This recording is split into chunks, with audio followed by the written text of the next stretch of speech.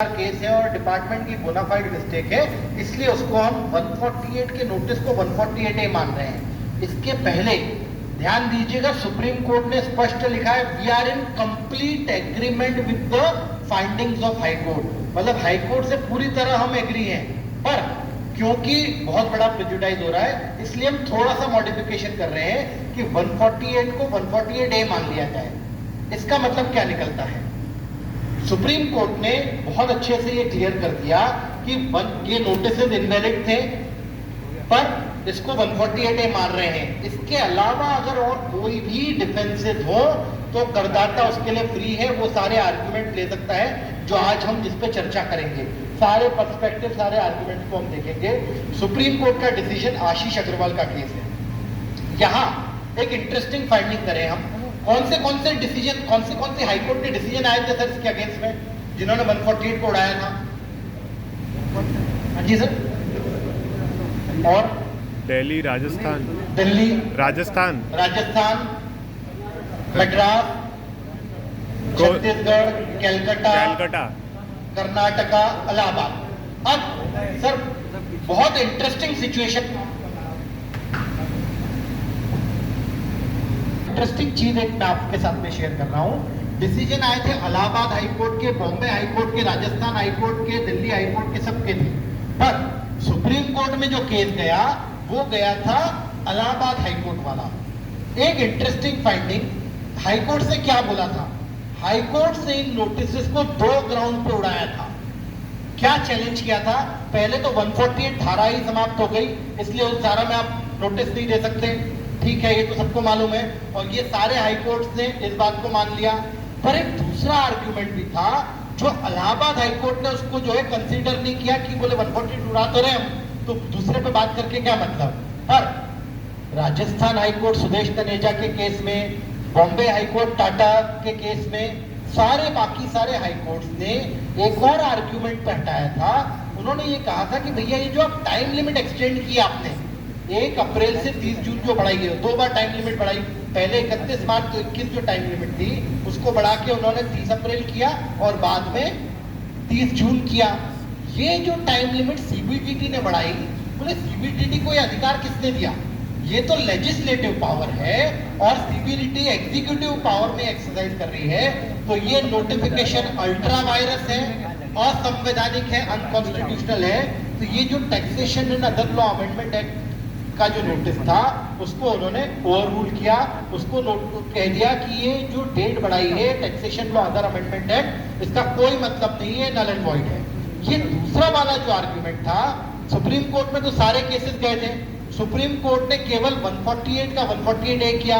Main उनके सामने Allahabad high court वाला डिसीजन था, इसलिए उसमें ये प्रश्न नहीं था, पर बाकी सारे डिसीजन की इस फाइंडिंग को सुप्रीम कोर्ट ने इम्प्लाइडली अप्रूव किया।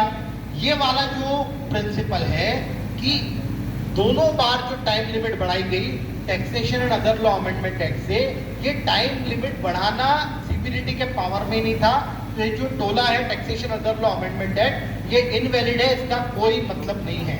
और अगर ये इनवैलिड है तो नए नोटिस क्या इसमें दे सकते हैं, नहीं दे सकते, उसके ऊपर हम चर्चा करेंगे। तो ये इंपॉर्टेंट है क्योंकि इलाहाबाद हाईकोर्ट में पॉइंट नहीं था, इसलिए सुप्रीम कोर्ट में नहीं आया, और हो सकता है ये अच्छा हो, अदरवाइज उस पर भी 142 आर्टिकल लगा देते हैं। 142 जो आर्टिकल सुप्रीम कोर्ट ने एक्सरसाइज किया कंप्लीट जस्टिस पूर्ण न्याय के लिए, ये और कब किया है सुप्रीम कोर्ट ने, किसी को ध्यान है? ये वाला आर्टिकल रिसेंटली इसको यूज किया गया था राम जन्मभूमि के केस में। राम जन्मभूमि के केस में ये जो एस्पेक्ट आया कि यार जब एक डिसीजन लिया उन्होंने तो कहा कि एक सामंजस्य के लिए, पूर्ण न्याय के लिए 5 एकड़ जमीन जो उन्होंने मस्जिद के लिए दी, तो वो आर्टिकल 142 को अप्लाई किया था। ये बहुत रेयर आर्टिकल है, उस आर्टिकल को यहाँ पर इन्होंने अप्लाई किया। अब एक बेसिक पोजीशन, अगर हम taxation and other law amendment act को भूल जाए तो क्या बनती है? तो आज भी क्योंकि सुप्रीम कोर्ट ने स्पष्ट शब्दों में कहा है सेक्शन 149 के डिफेंसेस अवेलेबल हैं, तो असेसमेंट ईयर 13, 14 और 14, 15 ये पूरी तरह टाइम बार हो चुके हैं, ये रीओपन नहीं हो सकते। दूसरा, असेसमेंट ईयर 15, 16, 16, 17 और इवन 17, 18, ये जो 3 साल हैं, ये रीओपन तभी हो सकते हैं जब 50 लाख या उससे ज्यादा का टैक्स इवेजन हो, जो एक असेट के रूप में रिप्रेजेंट हो रहा हो, तभी इनकी रीओपनिंग हो सकती है, अदरवाइज ये नहीं हो सकती। यही सिचुएशन हम लोग सब समझ रहे थे पर एकाएक 11 मई को जो सीबीडीटी का इंस्ट्रक्शन आया, उन्होंने कह दिया कि 13-14 और जो है 13-14 से 15-16 आप कर सकते हो 50 लाख से ऊपर, और 17-18 तक तो 50 लाख से नीचे भी कर सकते हो। तो ये जो प्रोविजन लेके आए हैं, इस सीबीडीटी इंस्ट्रक्शन का जो बेस ही है वो पूरा बेस सिंगल जो taxation and other law amendment act है। Next slide. Taxation and other law amendment act जो कहा गया उन्होंने, जो इनवैलिड है, उसके बेस पे सीबीडीटी सर्कुलर है। हम सब जानते हैं सीबीडीटी सर्कुलर जो है वो असेसी पे बाइंडिंग नहीं होता, और ये तो एक इनवैलिड सर्कुलर सीबीडीटी का है, क्योंकि इसका बेस ही एक ऐसा प्रिंसिपल है, एक ऐसा सर्कुलर है जो सारी हाई कोर्ट ने जिसको सिरे से नकार दिया है, उसको इनवैलिड अनकॉन्स्टिट्यूशनल घोषित कर दिया है, और उसके ऊपर कोई डिपार्टमेंट का चैलेंज बाकी नहीं है। तो अब क्या पोजीशन बन रही है? 148 के सारे नोटिस 148A मान लिए गए हैं। रीजंस, इंफॉर्मेशन सारे केस में दे दी गया है 2 जून तक। कई केस में सर अभी जो रीजंस आए हैं, जो इंफॉर्मेशन आई है, अब नया प्रोविजन ये कहता है इंफॉर्मेशन, वहां इंफॉर्मेशन विच सजेस्ट, पहले क्या कहता था? Reason to believe, I have reason to believe, अब I have information to suggest. पर सर आप देखें कि अभी जो रिसेंट नोटिस आए हैं उनमें भी कुछ एओ ने लिख दिया we have reason to believe, तो उसको उस ग्राउंड पे भी चैलेंज कर सकते हैं कि भैया आप रीजन से मतलब नहीं है, you should have information which suggest, और आप अभी भी रीजन टू बिलीव पे रख रहे हो, तो वो तो 148 का था। तो 148A नोटिस देने के बाद भी आप पुराने ही प्रिंसिपल फॉलो कर रहे हो, तो उस ग्राउंड पे भी चैलेंज कर सकते हैं। हमको 2 हफ्ते में रिप्लाई फाइल करना है। मैक्सिमम केसेस में 25 तारीख के आसपास नोटिस आ गए हैं, और लास्ट नोटिस 2 जून को आए हैं, तो 15 दिन का समय सबके पास में है। तो लगभग 10 से 13 जून के बीच में सब केसेस के अंदर ये रिप्लाई फाइल करना है। सुप्रीम कोर्ट का डिसीजन आने के बाद भी मेजॉरिटी केसेस को हम इनवैलिड डिक्लेयर करवा सकते हैं। कैसे, हम आगे देखेंगे। बस इंपॉर्टेंट ये है कि ऑब्जेक्शन तुरंत ले लें, क्योंकि सेक्शन 292B है, कोई भी प्रोसीजरल डिफेक्ट हो, यहाँ हम जो चैलेंज करेंगे, लीगल भी डिफेक्ट है, प्रोसीजरल भी डिफेक्ट है। कोई भी प्रोसीजरल डिफेक्ट अगर है, आपके संज्ञान में आया, आपको 1 महीने में उसको चैलेंज करना है, अदरवाइज उसको मान लिया जाता है कि वो क्योर्ड है। अगर आपने चैलेंज नहीं किया, ये सेक्शन 292B भी बोलता है इनकम टैक्स का। इसलिए आज हम यहाँ इकट्ठे हुए हैं कि पहले स्टेज पे ही ऐसे ऑब्जेक्शन ले लें कि कोई भी आगे जाके 292B जैसा प्रोविजन हमारे आड़े नहीं आ सके। नेक्स्ट। अब हम देखें एक बेसिक डिसीजन, आगे जब मैं आपको एक ड्राफ्ट रिप्लाई बताऊंगा तो उसमें भी इसका इंपॉर्टेंस बताऊंगा। जो चीजें टाइम पार हो चुकी हैं, असेसमेंट ईयर 13-14 और 14-15, ये 31 मार्च 21 को टाइम पार हो चुके हैं, फिर इसको बाद में रीएक्टिवेट नहीं किया जा सकता। क्यों? सुप्रीम कोर्ट ने ही अपने एक लैंडमार्क डिसीजन परशुराम पोर्ट्रीज के अंदर स्पष्ट रूप से कहा है कि भैया कभी तो अंत हो, there has to be a finality. बोले इंसान का अंत आ जाता है। उन्होंने स्पष्ट लिखा कि ह्यूमन स्पेयर्स ऑफ एक्टिविटी में भी एक फाइनल डेट आती है, तो आप कब तक स्टेल और बासी इश्यूज को खींचते रहोगे? तो you should not reactivate them. एक बार अगर जो कोई चीज खत्म हो गई तो उसको वहीं खत्म करो और आगे फॉरवर्ड लुकिंग रहो। ये डिसीजन बहुत इंपॉर्टेंट है, जिसको हम आगे यूज करेंगे। अब नए रीअसेसमेंट के कुछ बेसिक इंपॉर्टेंट प्रिंसिपल्स के बाद में आपको मैं रिप्लाईज के ऊपर ले जाऊंगा। इसमें क्या है, तो सबसे पहले असेसिंग ऑफिसर के पास होनी चाहिए इंफॉर्मेशन। ये जो नोटिस की हम बात कर रहे हैं, ये इंफॉर्मेशन होनी चाहिए, ये भले ही रॉ हो। अब मेरे पास कोई जानकारी आई, भले रॉ जानकारी आई, इस बेस पे मैं क्या करूंगा, असेसिंग ऑफिसर को पहले इंक्वायरी कंडक्ट करनी है प्रायर अप्रूवल। मैं इंक्वायरी कंडक्ट करूंगा, प्रायर अप्रूवल लूंगा अपने स्पेसिफाइड अथॉरिटी से। उसके बाद अब ये इंक्वायरी कंडक्ट करने के लिए जो अप्रूवल लगती है, यहाँ ध्यान दीजिएगा हर स्टेज पे एक अप्रूवल है और इस अप्रूवल का बहुत इंपॉर्टेंस है। तो जो इंक्वायरी कंडक्ट करना है एओ को, वो है अप्रूवल नंबर 1। ये ध्यान रखिएगा, ये अप्रूवल नंबर 1 और 2 बहुत इंपॉर्टेंट है। ये अप्रूवल नंबर 1 हुई। एक बार एओ ने इंक्वायरी कंडक्ट कर ली, या उसको लगता है कि इंक्वायरी कंडक्ट करने की जरूरत ही नहीं है, तो उसने बिना इंक्वायरी कंडक्ट करे आगे बढ़ा दिया। उसके बाद उसको नोटिस देना है 148A के अंदर रीजंस के साथ में। ये जो नोटिस देना है 148A का, इसके लिए भी उसको अप्रूवल लेने की जरूरत है स्पेसिफाइड अथॉरिटी से। तो ये कौन सी अप्रूवल हुई? Approval number 2। जब सुप्रीम कोर्ट में मैटर गया था, तो सुप्रीम कोर्ट में कहा गया कि यार 148 को 148A मान रहे हैं, तो 148A देने के पहले इंक्वायरी कंडक्ट करनी पड़ती है, उसके लिए अप्रूवल लगती है। सुप्रीम कोर्ट बोले कोई बात नहीं, इंक्वायरी कंडक्ट करने के लिए जो अप्रूवल लगती है उसको हम वन टाइम डिसेमिनेशन कर देते हैं कि ठीक है वन टाइम मेजर। इस बार ये पुराने जो 1 अप्रैल से 30 जून के नोटिस है इसमें इसकी जरूरत नहीं। किसकी जरूरत नहीं? इंक्वायरी कंडक्ट करने के लिए जो प्रायर अप्रूवल की रिक्वायरमेंट थी, ये जो अप्रूवल है इसकी जरूरत नहीं है, उन्होंने वेव कर दिया। पर 148A का नोटिस देने के लिए भी प्रायर अप्रूवल चाहिए, और यहाँ पर प्रायर अप्रूवल किसकी चाहिए? स्पेसिफाइड अथॉरिटी की। और इसमें स्पेसिफाइड अथॉरिटी जो है वो कौन रहेगी? अगर 3 साल के बियॉन्ड है तो प्रिंसिपल चीफ कमिश्नर रहेगी, और मैक्सिमम नोटिस इशू किए हैं प्रिंसिपल कमिश्नर की अप्रूवल से। तो क्योंकि अप्रूवल जिसकी चाहिए थी उसकी नहीं है, तो अप्रूवल नंबर 2 जो है ये 148A के नोटिस जिसकी अप्रूवल चाहिए थी उसकी नहीं है, इसलिए इस ग्राउंड पे भी इनको चैलेंज किया जा सकता है। आगे हम डिस्कस करेंगे। उसके बाद में जब ये नोटिस दिए हैं 148A के, तो उसमें कम से कम 7 दिन और मैक्सिमम 30 दिन का टाइम देना था। अब इन्होंने दिया क्या? कई केस में 7 दिन का टाइम नहीं दिया, तो ये भी चैलेंजेबल है।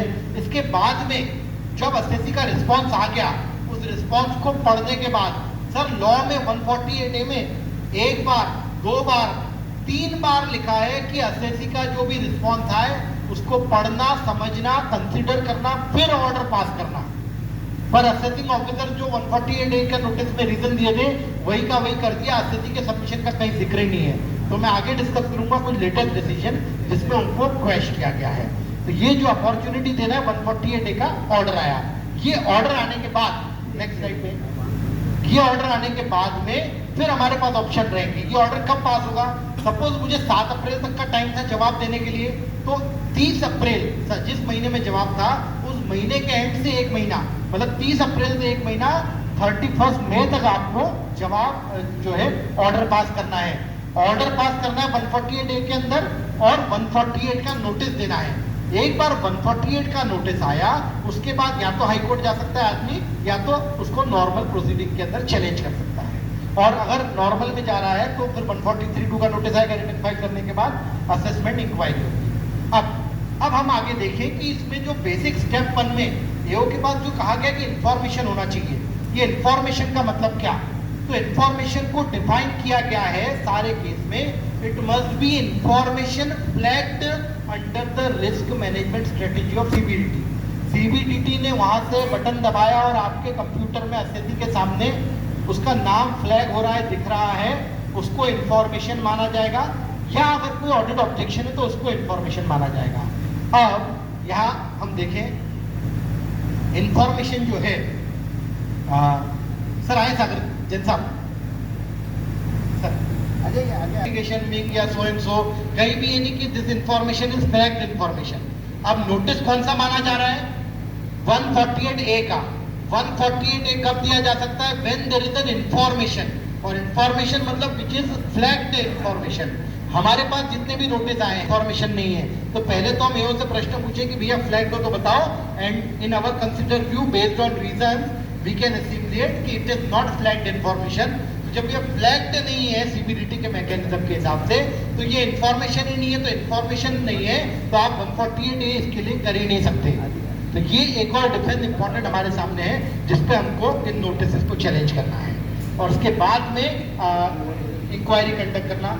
नेक्स्ट 7 दिन का आपको समय दिया जाएगा, 7 से 30 दिन का, उसके बाद में ऑर्डर पास किया जाएगा। नेक्स्ट, हाँ, अब टाइम लिमिट इसमें क्या है? ये जो नोटिस दिए जाएंगे इसके अंदर टाइम लिमिट हम समझे, अगर असेसमेंट ईयर एंड से 3 साल के अंदर अंदर है तो प्रिंसिपल कमिश्नर की अप्रूवल लगेगी, और अगर 3 साल के बियॉन्ड है, असेसमेंट ईयर खत्म होने के 3 साल के बियॉन्ड है, तो उन केस में क्या होगा? उन केस में अगर 50 लाख से ज्यादा असेट के रूप में रिप्रेजेंट कर रहा है, उन केस में प्रिंसिपल चीफ कमिश्नर की अप्रूवल चाहिए, सीसीआईटी की अप्रूवल चाहिए, और मैक्सिमम केसेस में इनके पास में सीआईटी की अप्रूवल है, तो इस ग्राउंड पे भी इसको चैलेंज किया जाएगा। तो टाइम लिमिट 3 साल, आप केस रीओपन कर सकते हो। 3 साल के बियॉन्ड है तो 50 लाख या उससे ज्यादा, and it should be in the form of asset. ये पुराने केसेस में जितने पुराने नोटिस हैं, नए नोटिस जो आगे आएंगे उसके अंदर उन्होंने एक्सपेंडिचर और entry in books of accounts को भी कंसिडर कर लिया है, पर ये प्रोस्पेक्टिव अमेंडमेंट है। पुराने जितने भी नोटिस आज जिसके लिए हम डिस्कस कर रहे हैं, उन सब केसेस के अंदर एस्पेक्ट यही रहेगा कि 50 लाख से ज्यादा इन द फॉर्म ऑफ असेट। अब यहाँ एक और जी सर, नहीं प्रोस्पेक्टिव अमेंडमेंट 1/4/2022 के बाद अगर कोई नोटिस दिया जाएगा तो उसके लिए वो देखेंगे। हाँ जी, यस, हाँ, ये बिल्कुल खत्म हो जाएगा क्योंकि लॉ में स्पष्ट रूप से लिखा हुआ है it should be represented in the form of an asset. Right. Hello Pankaj, यहाँ पे एक छोटा सा सजेशन है, ये बियॉन्ड 3 ईयर और 10 ईयर में लिखा है ना, तो कई केसेस सेंट्रल में सेंट्रलाइज रहते हैं। हाँ। तो वहाँ यदि रीओपनिंग करनी होगी बियॉन्ड 3 ईयर तो वो डीजीआईटी की अप्रूवल लगेगी। बिल्कुल ठीक है, प्रिंसिपल सीसीआईटी या प्रिंसिपल डीजीआईटी उस केस में आ जाएगा। सर्च वाले मैटर या सेंट्रल सर्कल बिलिंग का जुरिस्डिक्शन है तो वहाँ क्योंकि सीसीआईटी नहीं होता इसलिए वहाँ पर डीजीआईटी आ जाएगा। Thank you sir. नेक्स्ट। अब यहाँ पर एक और इंटरेस्टिंग चीज आती है जो वर्ड यूज किए गए हैं, वेयर इट रिवील्स 50 लाख से ज्यादा में इट शुड रिवील। रिवील का मतलब क्या होता है, कोई नया डॉक्यूमेंट से हमारे सामने प्रकट हो रहा हो, डिस्कवरी हो रही हो, तो एग्जिस्टिंग सेट ऑफ रिकॉर्ड जो पहले से इंफॉर्मेशन थी तो उससे फिर कुछ रिवीलेशन नहीं होता। ये एक इंपॉर्टेंट वर्ड आ गया है। पहले जो हम रीजन टू बिलीव और वो वर्ड्स पे ध्यान देते थे तो नए वाले में कि रिवील जो वर्ड है ये भी इंपॉर्टेंट है। इसके बाद एक ग्रैंडफादरिंग प्रोविजंस भी है।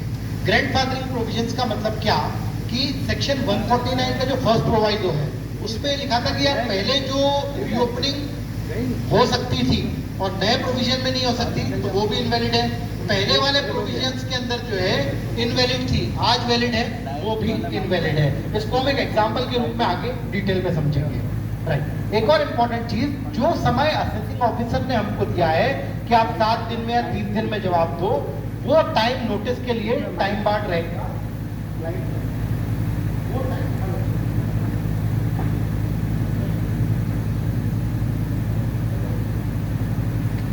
वो टाइम आ जाएगा।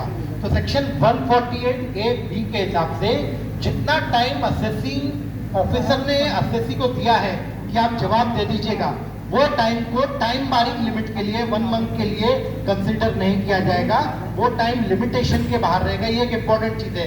कई बार जब असेसिंग ऑफिसर बोलते हैं कि तुरंत जवाब दो तो हम बोलेंगे यार हमको समय लग रहा है जवाब देने के लिए और आप हमको समय दो, बोले मेरे पास टाइम नहीं है। बोला आप जितना समय आपको दोगे उतना आपकी टाइम बारिंग आगे बढ़ जाएगी, तो आपको कहीं भी प्रेजुडाइज नहीं हो रहा। तो अगर हमारे समय मांगने पर भी वो समय नहीं दे रहा तो वो डेट्रीमेंटल हो सकता है, उसमें हायर अथॉरिटी को हम लेटर भी लिख सकते हैं। राइट। नाउ अब इसका जवाब कैसे बनाया जाए उसके ऊपर थोड़ा समय चर्चा करने वाला हूं आपसे। जवाब बनाने के लिए सर पहले तो हमारे देश के सबसे बड़े वकील जो कहा जाते थे नानी पालकीवाला जी, पालकीवाला साहब के लिए कहा जाता था he used to look into the eyes of judges and dominate their brain। जजेस की आंखों में देख के अपनी चीज ऐसे समझा देते थे कि जजेस को लगता था नहीं यार ये जो बोल रहा है सही बोल रहा है। हम भी जो जवाब बनाएंगे, जो सबमिट करेंगे, उसको इस तरीके से रिप्रेजेंट करें कि वो भी देख के पढ़े कि नहीं यार मुझे देखना पड़ेगा ढंग से, एकदम से मैं रिजेक्ट नहीं कर दूं। हम नॉर्मली जब MS वर्ड खोलते हैं तो उसमें कौन सा फॉन्ट आता है, हम कौन सा फॉन्ट यूज करते हैं, क्या कभी इस पे ध्यान दिया आपने? एरियल, कैलिब्री, ये फॉन्ट्स आते हैं। नॉर्मली जब भी लीगल ड्राफ्टिंग कर रहे हैं तो या तो टाइम्स न्यू रोमन ले या वर्डाना ले या जॉर्जिया ले, ये फॉन्ट का एक लीगल इम्पैक्ट होता है आपको के ऊपर। दूसरा, कोई भी जवाब हमारा 4 से 5 पन्नों से कम का नहीं होना चाहिए। 1 पेज का जवाब दे देंगे और हम क्लाइंट से एक्सपेक्ट करेंगे कि यार क्लाइंट जो है इसमें हमको 50,000 रुपए फीस है, तो वो कभी नहीं होगा। हमारा जवाब ऐसा होना चाहिए। और सर वास्तव में मैं आपको बता रहा हूँ, ये जो अभी जवाब देंगे हम, पहले तो हमारी फेस वैल्यू हुआ करती थी, हम जाते थे समझाते थे, हमने असेसिंग ऑफिसर को क्या बोला क्या समझाया ये हमको मालूम होता था, असेसिंग ऑफिसर को मालूम है। आज हमने जो भी रिप्लाई अपलोड किया तो हमारा क्लाइंट किसी हमारे दूसरे भाई के पास गया, उसने स्क्रीन पे खोला, मालूम पड़ जाएगा क्या क्या जवाब दिए। तो हमारा जवाब ऐसा होना चाहिए कि कोई उसके ऊपर उंगली नहीं उठा सके कि यार ये पॉइंट छोड़ दिया, ये पॉइंट नहीं लिया। इसलिए आज की जो विशेष कार्यशाला में हम चर्चा कर रहे हैं कि हमारा जवाब कैसा होना चाहिए। फॉन्ट का सिलेक्शन से लेकर डबल स्पेसिंग या 1.5 स्पेसिंग करें सिंगल स्पेसिंग की बजाय। असेसमेंट ईयर, दिन नंबर, सब्जेक्ट पूरी। अब हमारे ड्राफ्ट में सबसे पहले और सबसे इंपॉर्टेंट चीज फैक्ट आएंगे, लीगल एस्पेक्ट आएगा। फैक्ट और लॉ के अलावा एक और बहुत इंपॉर्टेंट चीज अब जो हो गई है वो है टैक्स पेयर चार्टर। पहले हम लोग कई बार चर्चा करते थे कि यार एओ की तो कोई अकाउंटेबिलिटी नहीं है, पर सर लॉ में फाइनेंस एक्ट 2020 में टैक्स पेयर चार्टर इन्होंने इंट्रोड्यूस कर दिया है और सर इसका प्रैक्टिकल हमने यूज भी किया कई केस में जहाँ ये बहुत परेशान कर रहा है फेसलेस के अंदर, तो वहाँ हमने लिख दिया कि सर अब लॉ में फेसलेस टैक्स पेयर चार्टर है जो ये बोलता है कि आपको हमको ऑनेस्ट से ट्रीट करना है और हमको फेयर अपॉर्चुनिटी देनी है और आप अगर ये नहीं करोगे तो this would be in contravention to this tax payer charter. Sir ये लिख के भेजा। उसके बाद कई केसेस में हमने देखा कि असेसिंग ऑफिसर जो है पीछे हो गया, उसने नील पे ऑर्डर पास किए हैं। तो ये टैक्स पेयर चार्टर में हम लोग अपनी तो करते हैं, सारे लॉ फैक्ट बताते हैं, पर उसको उसकी जिम्मेदारी भी बताना जरूरी है। अब कोई फिजिकल तो है नहीं, तो फेसलेस में कोई भी ऑफिसर कहीं भी हो, हम उसको टैक्स पेयर चार्टर के माध्यम से ये भी बताएंगे कि आपकी क्या जिम्मेदारियां हैं, ताकि हमारे रिप्रेजेंटेशन पूरी तरह से प्रॉपर हो, कंप्लीट हो। साथ ही सर कई बार ये होता है कि यार उसने सारे वाउचर मांग लिए, अब 1000 वाउचर या 1000 एडिशन की डिटेल आप फिजिकली कैसे दोगे, हम अपलोड कर नहीं सकते। तो इसके लिए एक बहुत इंपॉर्टेंट और अच्छा तरीका ये है, हम उसको लिखते हैं कि ये वॉल्यूमनेस रिकॉर्ड्स है, हमारे ERP पे डेटा है, तो kindly refer to your verification team. आपने फेसलेस जो बनाया it is a team based assessment, जो आप फेसलेस में नहीं कर सकते, तो आपकी वेरिफिकेशन टीम इसीलिए कि कुछ भी वेरीफाई कराना हो तो उसके पास करा दो। तो हम लिखते हैं कि refer it to the verification team अगर आपको लगता है तो नॉर्मली वो रेफर करते नहीं, और कर दे तो वहाँ हम रिकॉर्ड जाके दिखा सकते हैं फिजिकल। तो ये भी इंपॉर्टेंट है।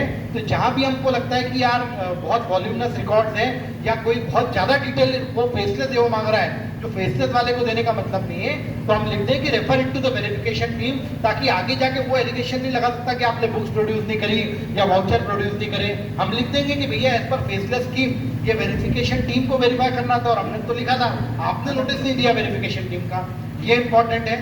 साथ ही वीडियो कॉन्फ्रेंसिंग, ये जो सर नया सेक्शन 148A है, इसमें भी कई असेसिंग ऑफिसर्स ने वीडियो कॉन्फ्रेंसिंग की अपॉर्चुनिटी नहीं दी, इसलिए 148A का जो ऑर्डर है उसको भी क्वेश किया है हाई कोर्ट ने मई एंड के अंदर, मई 2022 में, उसको भी हम डिस्कस करेंगे।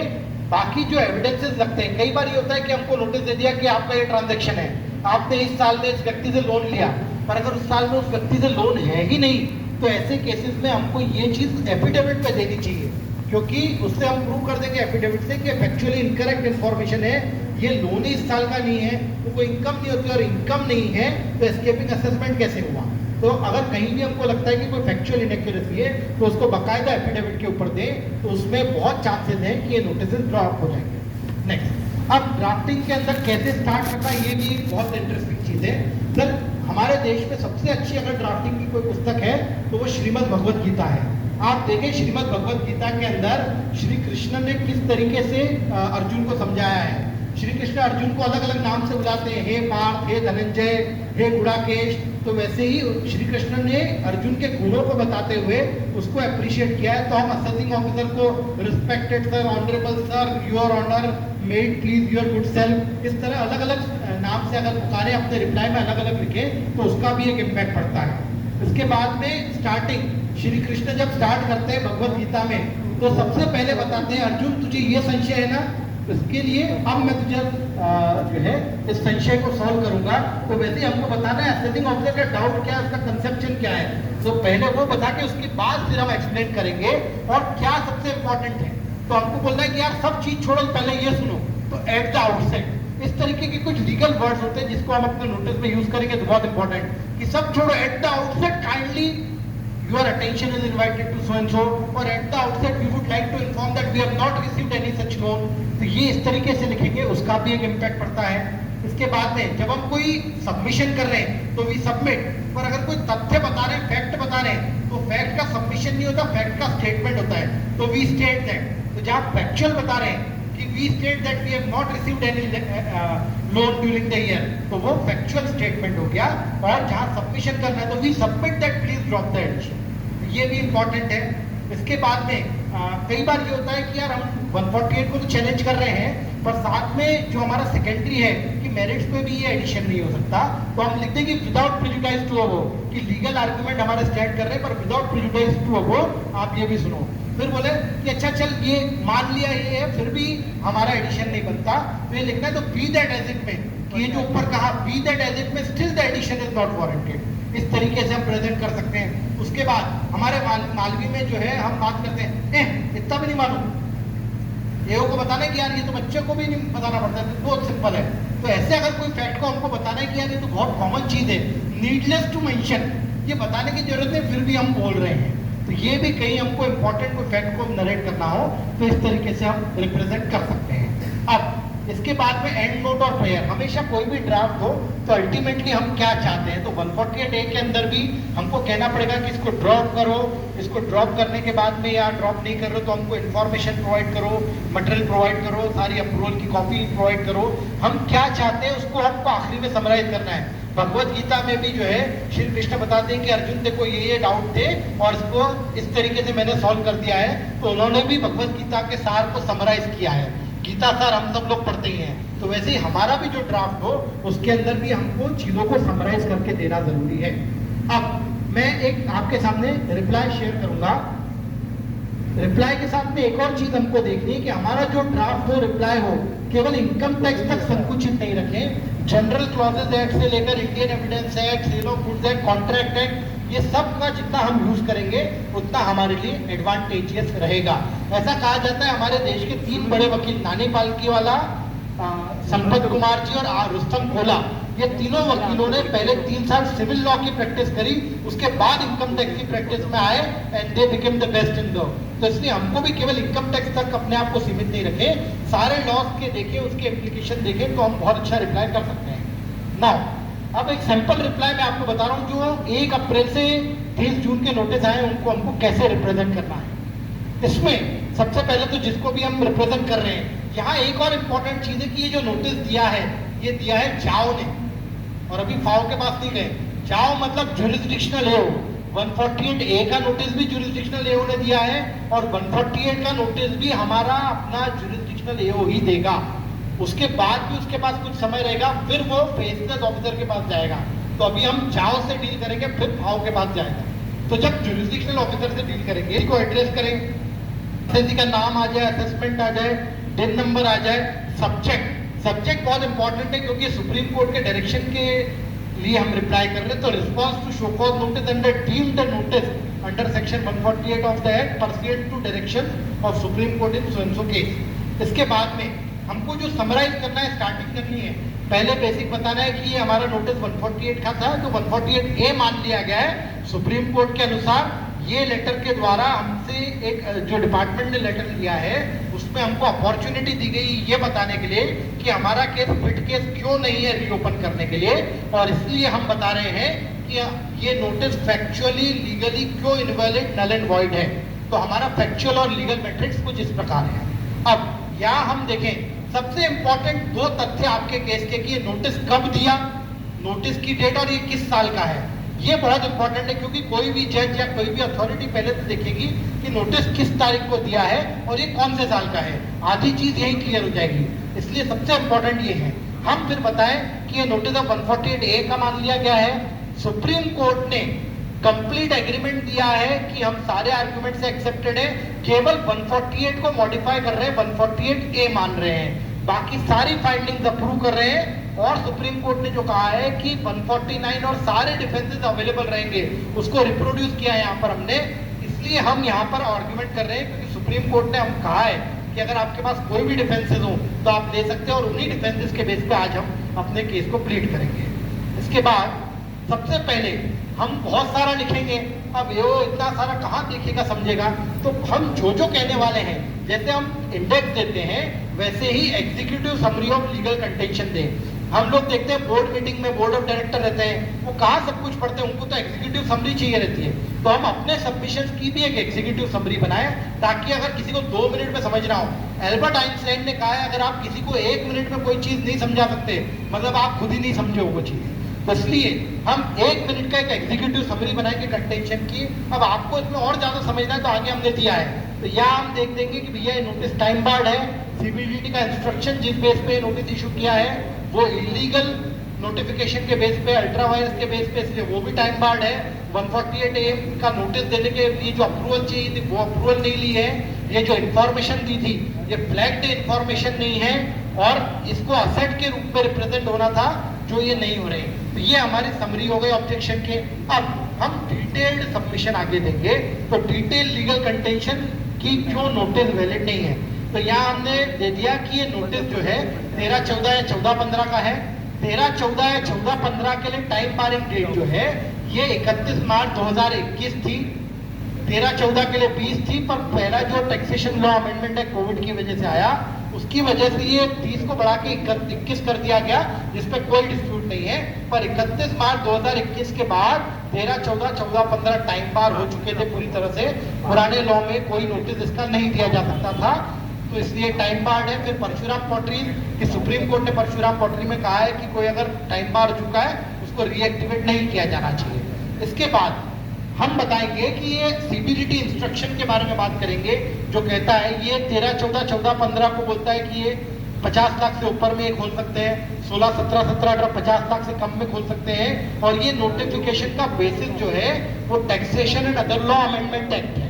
अब यहाँ हम डील करेंगे कि ये नोटिफिकेशन कॉन्ट्ररी टू लॉ है, ये नोटिफिकेशन बेस्ड है एक्सप्लेनेशन ए और एक्सप्लेनेशन ए क्लॉज बी के बेस पे, जिसको फॉलोइंग हाई कोर्ट्स ने अवैधानिक असंवैधानिक करार किया है और सुप्रीम कोर्ट ने उन सारे डिसीजन को अपहेल्ड किया है।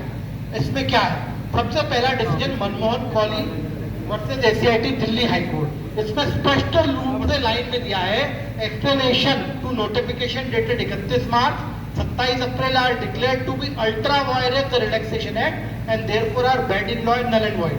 ये डिसीजन कहीं भी ओवर रूल नहीं हुआ, जबकि सुप्रीम कोर्ट ने इसको अप्रूव किया है आशीष अग्रवाल के ही केस में।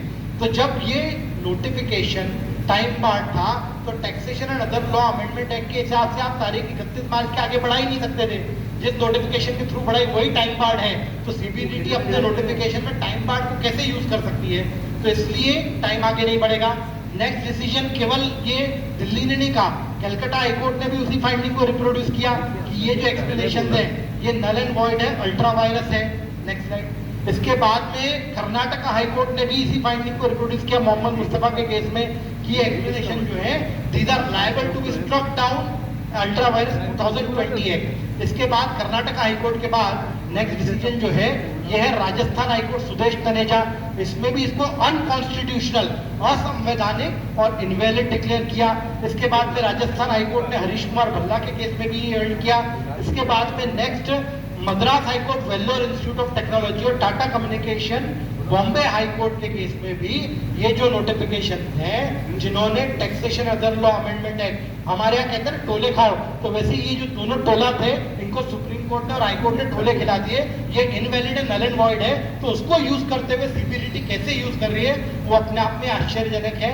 और सीबीडीटी का तो हिसाब है ना खाता ना भाई, हम जो बोले वो सही, तो उनका पर हमारे ऊपर कोई बाइंडिंग नहीं है, इसलिए हम इसको चैलेंज कर सकते हैं। अब ये सारे डिसीजन बताने के बाद हम बोल रहे हैं इन view of the above pronouncement, क्योंकि ये नोटिस अल्ट्रा वायरस है, टैक्सेशन अदर लॉ की डेट बढ़ाना जो है वो अल्ट्रा वायरस था, इसलिए 31 मार्च 2021 आखिरी तारीख थी 13, 14 और 14, 15 के लिए। इसलिए कोई जो नोटिस बाद की तारीख में इशू किया गया है वो इनवैलिड है, टाइम बार्ड है। सुप्रीम कोर्ट ने इस चीज को अप्रूव किया है। सुप्रीम कोर्ट ने अपने पॉइंट नंबर 1 से 4 में जो मॉडिफिकेशन किए थे उसमें कवर्ड नहीं है, इसलिए ये सुप्रीम कोर्ट ने भी अप्रूव किया हुआ है। और AY 13, 14, 14, 15 के अंदर कोई भी नोटिस इश्यू नहीं हो सकता। 15, 16, 16, 17, 17, 18 ये भी 3 ईयर के बियॉन्ड है, क्योंकि टैक्सेशन अदर लॉ खत्म हो गया, तो इसलिए ये तीनों साल में भी 3 साल के बियॉन्ड हो गए, तो 50 लाख और असेट नहीं हो तब तक रीओपनिंग नहीं कर सकते। इसके बाद ये बहुत इंपॉर्टेंट चीज है, हमको समझना है कि टाइम बारिंग क्या है और क्या नहीं।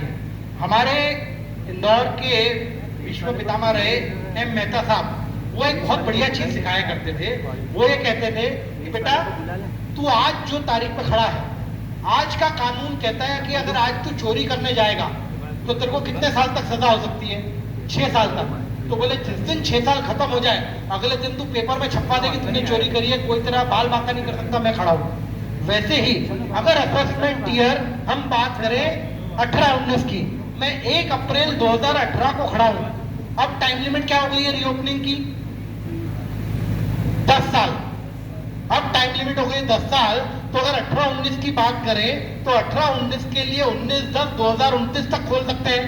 पर मैंने तो 1 अप्रैल 2018 को एक लोन लिया इनवैलिड, और मैंने बोला कि यार मेरा केस तो 6 साल तक ही खुल सकता है, तो 6 साल कब होते हैं 18-19 के लिए? उस दिन तो 10 साल वाला लॉ नहीं आया था, तो 19 के 6 होते हैं 2025 तक।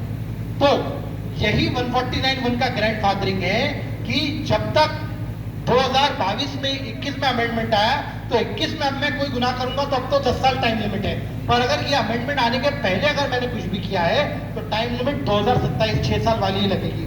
तो ये जो है जब भी हमको नोटिस आए हमको देखना है कि असेसमेंट ईयर कौन सा है, और समय जिस साल का असेसमेंट ईयर है उस साल कानून कब तक अलाउ करता था, आज कब करता है, दोनों में से जो कम हो वो प्रिवेल करेगा। तो 18, 19, 19, 20, 20, 21 तक 6 साल वाली टाइम लिमिट लगेगी, 10 साल वाली टाइम लिमिट नहीं लगेगी। ये इंपॉर्टेंट है। तो ये चार्ट जो है असेसमेंट ईयर, ये ग्रैंडफादरिंग कहते हैं इसको, कि 149(1) के प्रोवाइडो के हिसाब से उस साल का कानून क्या कहता था, आज का कानून क्या कहता है, दोनों में से कौन सा कम है। कई बार ये भी हो सकता है कि मेरा ये जो कानून है इसके हिसाब से मैं 2025, जैसे 18-19 की बात करूं तो 18-19 तो मैं 2025 तक खोल सकता था, पर नया कानून तो बोलता है कि नहीं आप 3 साल तक ही खोलो, तो 2022 तक। तो दोनों में से कौन सा कम है? तो हमको ये देखना है कि पुराने कानून में अगर मैं खोल सकता हूँ, नए में नहीं खोल सकता तो नहीं खोल सकता, पुराने में नहीं खोल सकता था नए में खोल सकता हूँ तो नहीं खोल सकता। तो दोनों में से एक में भी अगर इनवैलिड हो तो वो नोटिस रहेगा, वो अब वैलिड नहीं रहेगा।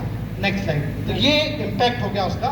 इसके बाद में नोटिस टाइम बार्ड होगा तो क्या होगा, तो फिर हमको कुछ इंपॉर्टेंट प्रेसिडेंट्स हैं, जैसे नेस्ले इंडिया में कहा है कि अगर नोटिस टाइम बार्ड है, पीरियड के बाद में है, तो वो उसके बेस पे जो भी ऑर्डर होगा वो इनवैलिड होगा, वो बार्ड बाय लिमिटेशन है, उसका कोई मतलब नहीं। ये बताने के बाद हमारी प्रेयर आएगी कि इसलिए जो 148 का नोटिस डीम्ड नोटिस है इसको कैंसिल किया जाए और प्रोसीडिंग को ड्रॉप किया जाए। ये हुआ पहला आर्गुमेंट।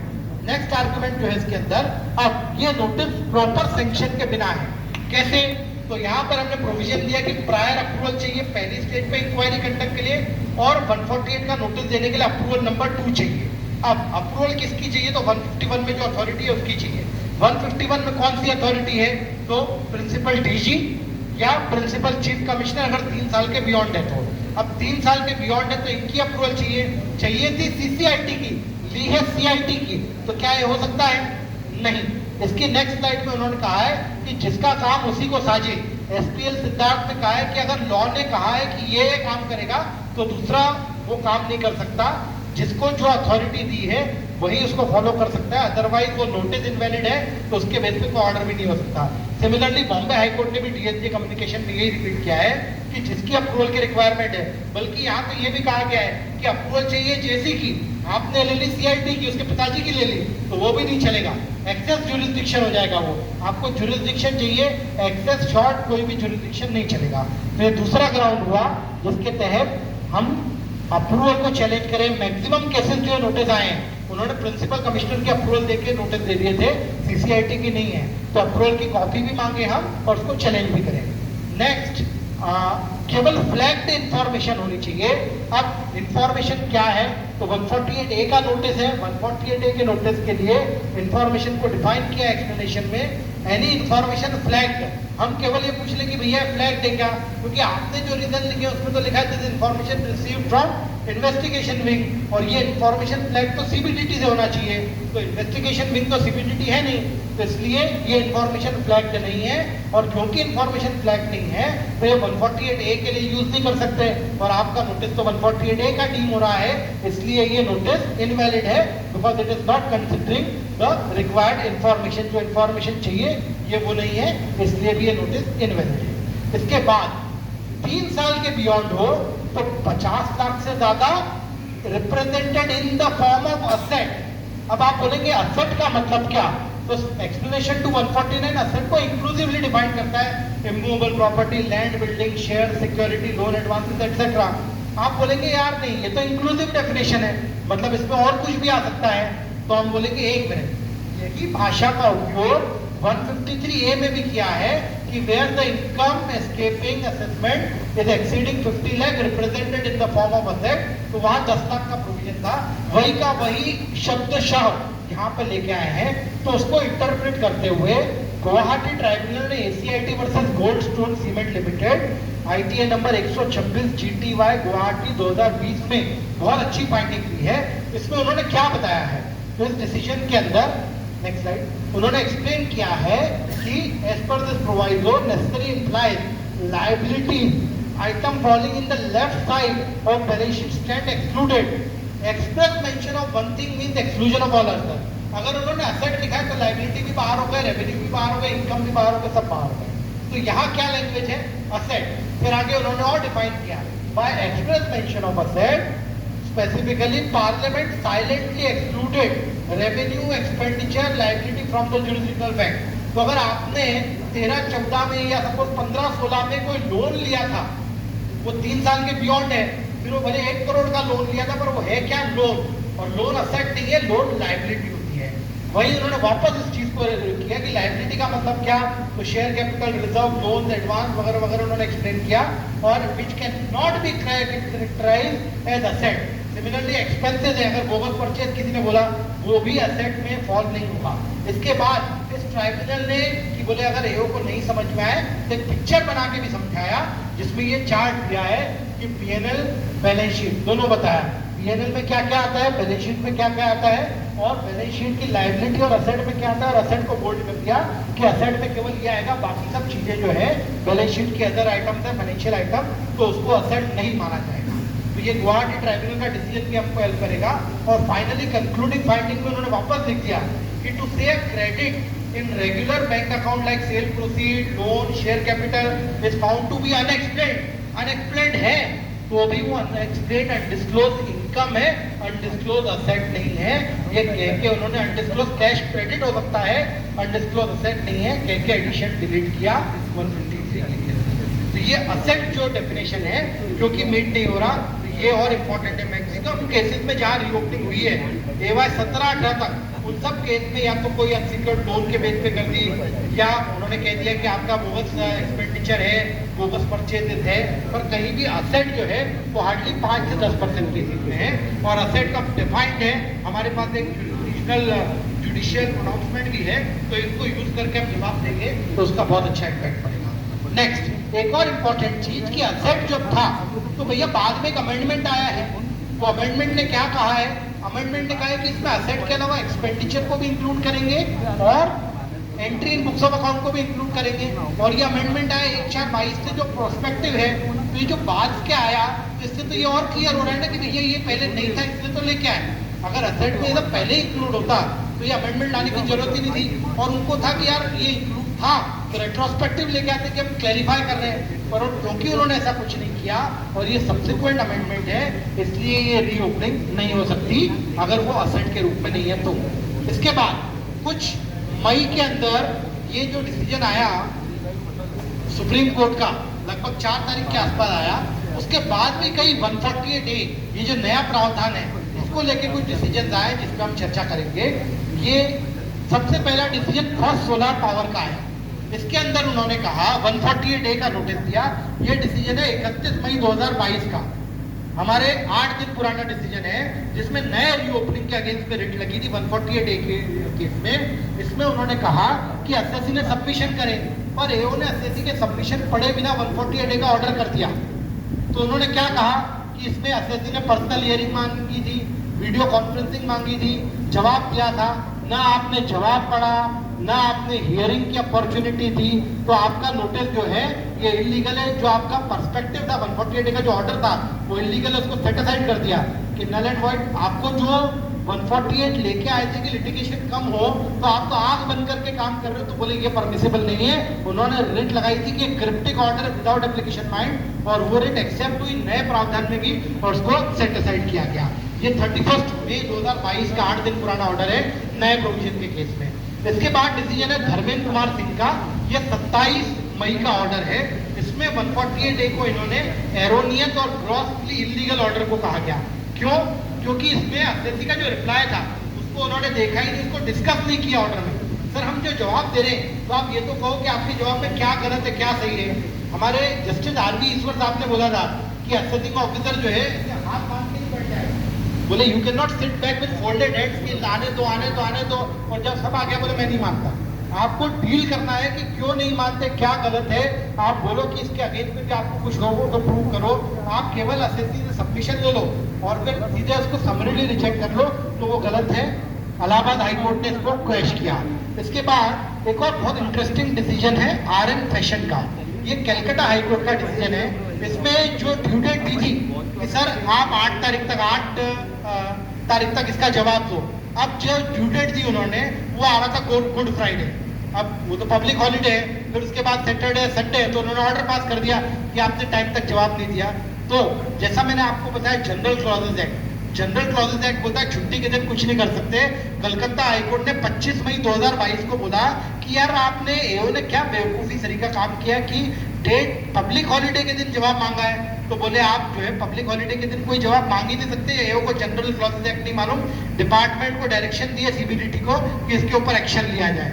तो ऐसे हमको कम टाइम मिल रहा है, ऐसा कुछ भी हेस्ट किया 2 दिन में जवाब दो, 4 दिन में जवाब दो, तो आप बाकायदा नोटिस लिखो, कॉपी उसके हायर अथॉरिटी को दो। तो ये 25 मई का डिसीजन है। इसके बाद अगला डिसीजन तो बहुत मजा आ जाएगा, दिव्या कैपिटल का है 19 मई 2022 का। आपको यकीन नहीं होगा, इसमें एओ ने नोटिस दिया कि यार भाई साहब आपके 1 लाख करोड़ रुपए एस्केप्ड असेसमेंट है। कितने? 1 लाख करोड़। सीसी ने जवाब दिया भाई साहब 1 लाख करोड़ तो मैंने कभी जिंदगी में नहीं देखे, मेरे को तो ये भी नहीं मालूम कितने जीरो आते हैं 1 लाख करोड़ के अंदर। एओ ने जो है वो जवाब पढ़ा नहीं, कुछ नहीं, और सीधे 148A का ऑर्डर पास कर दिया। हाईकोर्ट गए, हाईकोर्ट ने बोला भैया एओ 1000, 2000, 10,000 का मामला नहीं है, 1 लाख का मामला नहीं है, 1 करोड़ का नहीं है, 1 लाख करोड़ का मामला है। एसएससी ने क्या सबमिशन किया ये पढ़ो तो सही, डील तो करो, बताओ तो सही कहाँ गलत है, मतलब यार हिसाब से लगा लो। और उन्होंने जो है उसको ऑर्डर को क्वेश किया और उसकी कॉपी जो है सीबीडीटी को फॉरवर्ड करी कि एओ के अगेंस्ट में एक्शन लो। बोले कोई भी ऑर्डर बस आंख बंद करके इस तरीके से आप 148A के अंदर पास नहीं कर सकते। गए पुराने जमाने, नया प्रोविजन लाए ही इसलिए हैं, फिर 148 क्या बुरा था, 148A लाए ही इसलिए हैं कि कोई भी चेंजिंग केस अगर हो तो उसमें 148 का नोटिस इश्यू ही नहीं हो, 148 के स्टेज पे खत्म हो जाए। इसलिए 148 के स्टेज पे जब भी हम जवाब देंगे, अगर कोई भी फैक्चुअल गलती है तो उसको एफिडेविट बना के दे दे, 148 वहीं ड्रॉप होना चाहिए। कोर्ट्स ने उसको बहुत सीरियसली लिया है। आप देखिए नया नया प्रोविजन है, पर कितनी जल्दी 19 मई 2022 को ये इस तरीके का डिसीजन दे दिया उन्होंने। तो 4 से 5 हाई कोर्ट्स ने, अलग अलग हाई कोर्ट्स ने इस तरीके की फाइंडिंग की है। तो ये सारे जूरिस्प्रूडेंस भी हमको बता रहे हैं कि स्ट्रांगली जवाब दे, फैक्ट सबसे इंपॉर्टेंट है, और फैक्ट के बाद लीगल ऑब्जेक्शन ले, तो उससे हम वो मेरिट्स ऑफ फैक्ट और रीओपनिंग क्यों नहीं हो सकता ये भी आर्गुमेंट करेंगे हम। फैक्ट्स इंपॉर्टेंट है। उसके बाद में सर चेंज ऑफ ओपिनियन के बेस पे रीओपनिंग हो सकता है क्या? नो। चेंज ऑफ ओपिनियन के बेस पे क्या रीओपनिंग कर सकते हैं? कहां लिखा है ऐसा? पुराने 148 में कहीं लिखा था क्या ऐसा? हाँ सर, पुराने में नहीं लिखा था, नए में भी नहीं लिखा है, तो फिर ये आया कहां से? ये भला आई कहां से? तो हमारे एक विद्वान वकील थे, उन्होंने 1954 में किस्सा सुनाया जज साहब को। वो कोर्ट में आर्ग्यू कर रहे थे, बोले साहब एक गवर्नमेंट का जो है कॉन्ट्रैक्टर था, वो एक बाबू के पास गया कि यार सर जो है आप नए नए आए हो यहाँ पर और मैं बहुत साल से काम करता हूँ, आप तो हमारे काम करो, हम आपके काम करेंगे। तो साहब भी खुश हो गए, नया नया था, उसने बोला लाओ आपकी फाइल लाओ। तो फाइल ली, उसके ऊपर जो है लिख दिया अप्रूव्ड वेंडर है, बोले इसको चलने दो। तो वो अप्रूव्ड लिख दिया, तो उसकी फाइल प्रोसेस होने लग गई। फिर वो गायब भी हो गया कॉन्ट्रैक्टर। बाबू बोले यार ये तो मेरे को बेवकूफ बना के चला गया। तो बाबू बोले फाइल लाओ।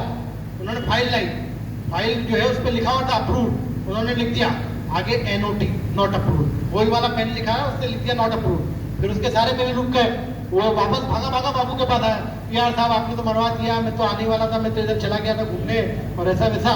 तो बोले तो चिंता क्यों करता है? बोले आप जो है ये तो मैंने आपका काम कर दिया, अब आप मेरा काम करो।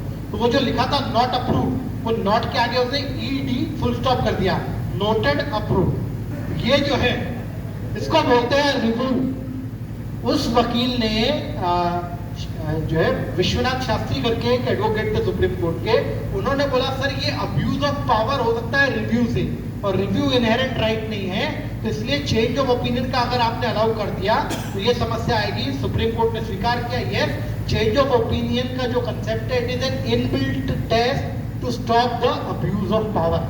तो इसलिए चेंज ऑफ ओपिनियन का जो कंसेप्ट यहाँ लगाया गया है वो पुराने लॉ में भी नहीं लिखा था, नए लॉ में भी नहीं लिखा है, पर ये एक नैसर्गिक सिद्धांत का पार्ट है, नेचुरल जस्टिस है, इसलिए ये हमेशा प्रिवेल करेगा। तो अभी वाले केस में भी अगर कहीं चेंज ऑफ ओपिनियन हो रहा है तो हम स्ट्रांगली इसको कंटेस्ट कर सकते हैं कि ये परमिसिबल नहीं है, और पुराने कैलकुलेटर से लेकर फोरामर फ्रांस तक के जितने डिसीजन थे ये सारे इसमें वैलिड रहेंगे।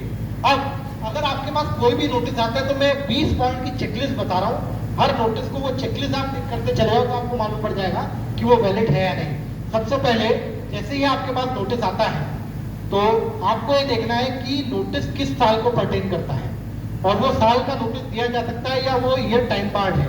अगर वो टाइम बार्ड है तो नेस्ले का दिल्ली हाईकोर्ट का डिसीजन है कि टाइम बार्ड है, इसको खत्म करो, तो वहीं आप आर्गुमेंट लें और ये डिसीजन लगाएं। इसके बाद अगर 3 साल के बियॉन्ड है तो आपको देखना है कि जो एडिशनल कंडीशन है ये 50 lakh in the form of asset expenditure और any entry in books of account वो मीट हो रहा है या नहीं। अगर नहीं हो रहा तो इनवैलिड है। इसके बाद में अप्रूवल किसकी है, तो अप्रूवल जो है उसी अथॉरिटी की होना चाहिए, 3 साल के बियॉन्ड है तो सीसीआईटी या डीजी की होना चाहिए, नहीं है तो डीएसजे कम्युनिकेशन बॉम्बे हाईकोर्ट ये इनवैलिड है। इसके बाद चौथा नंबर चीज देखनी है, सैंक्शन कब होना चाहिए। आपने बाद में सीसी से अप्रूवल करवा ली तो बोले नहीं, जबकि रिक्वायरमेंट अगर प्रायर लिखा है तो पहले ही लेना पड़ेगी। सुमन मामन चौधरी में बॉम्बे हाईकोर्ट ने बोला है कि अगर प्रायर अप्रूवल नहीं है, बाद में अप्रूवल ली है तो सॉरी आपका नोटिस वैलिड नहीं है। सिमिलरली आपको नोटिस दिया उन्होंने कि 2 दिन में जवाब दो, लॉ क्या कहता है कम से कम 7 दिन से 30 दिन में जवाब देना है, और आपका नेचुरल जस्टिस राइट है लॉ में लिखा है, पर अगर उससे कम देते हैं तो नेचुरल जस्टिस का वायलेशन है। सुप्रीम कोर्ट ने टिन बॉक्स एंड कंपनी में कहा है कि ऐसा अगर कोई वायलेशन किया तो वो नोटिस इनवैलिड हो जाता है, आप उसको जो है एनफोर्स नहीं कर सकते। उसके बाद 148A में 3 बार लिखा है, कोर्ट ने 50 बार कहा है कि जो भी नोटिस दिया उसका हमने जो रिप्लाई किया है उसको कंसीडर करके स्पीकिंग ऑर्डर पास करना जरूरी है। अगर नहीं किया तो ये अंकिता चोकसे का बॉम्बे हाईकोर्ट का डिसीजन है कि डिटेल्ड ऑर्डर पास करना चाहिए 148A के अंदर considering the reply off authority. अगर नहीं किया है तो इनवैलिड है। फिर 148A का जो नोटिस दिया है, ऑर्डर पास किया है, उसके लिए भी सैंक्शन की जरूरत है, तो वो अप्रूवल ली या नहीं। और इसमें एक और चीज देखें, हम सारी अप्रूवल की कॉपी मांगे, क्योंकि क्या होता है एओ के पास 2 डीएससी रहती है, एक खुद की डीएससी, एक सीसी की डीएससी। तो वो डीएससी दोनों लगा दी, एक से उसने सिग्नेचर करी, दूसरे से अप्रूव कर दिया।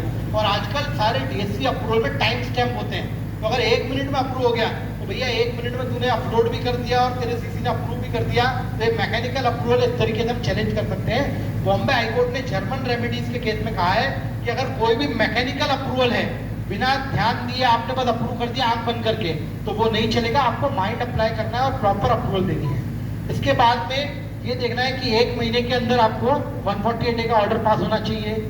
उसके बाद में चेंज ऑफ ओपिनियन तो नहीं है, वो इंपॉर्टेंट है। फिर 148A के अंदर कब कब बोल सकता है, नॉर्मल केस 148 देना पड़ेगा, 148A सर्वे केस 148A देना पड़ेगा, पर वो इंफॉर्मेशन को डीप इंफॉर्मेशन मान लेंगे। सर्च 148A देने की जरूरत नहीं, डायरेक्ट 148 दिया जा सकता है, ये इंपॉर्टेंट है। इसके बाद में नेक्स्ट ये देखना है कि 148 का जो नोटिस आएगा उसके साथ 148A का ऑर्डर भी होना चाहिए।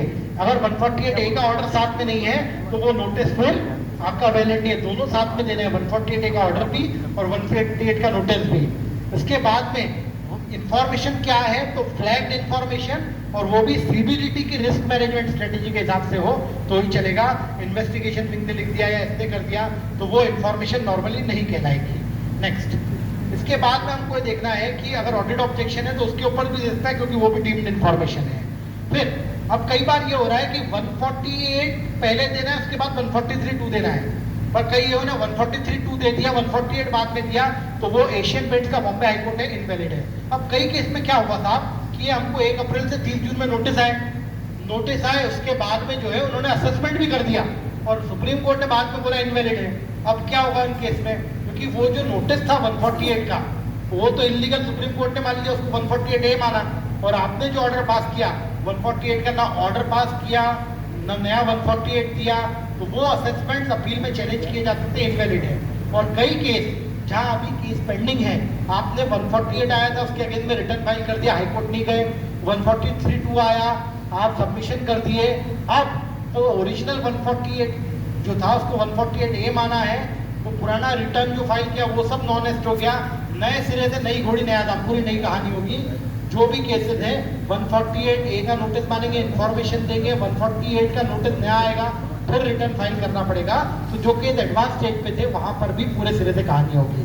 साथ ही जब आपको 148 का नोटिस आ गया, असेसमेंट होने आया है, अगर आपको draft show cause draft assessment order नहीं दे रहे, तो फिर वो ऑर्डर अगर पास कर रहे तो वो इनवैलिड होगा।